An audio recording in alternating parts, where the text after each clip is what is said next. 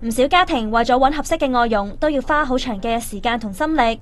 最近就有公司睇準咗當中嘅商機，推出咗外傭配對手機 Apps， 究竟有幾大幫助呢？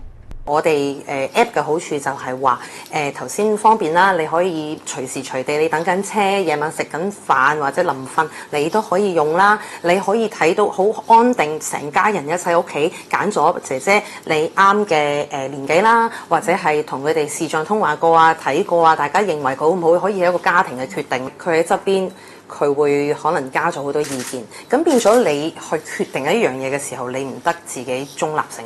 睇落好方便，但就衍生咗另一個問題。原來呢類 Apps 需要牌照經營。盧嘉敏話：佢哋當初用咗大約1個月申領牌照。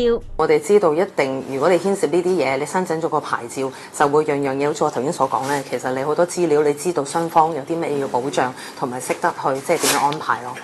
不過有傭工協會表示，如果涉及無牌經營，市民分分鐘血本無歸。一般嚟講，佢哋只係攞咗個勞工牌，即係香港勞工處嘅牌照嘅啫。佢哋冇同菲律賓領事館掛鈎嘅。咁所以如果將來佢哋亦都要揾其他嘅 agent 咧，香港嘅 agent 咧就同佢去做 processing 啊，即係入合約啊，去領事館。所以將來如果僱傭雙方咧，有咩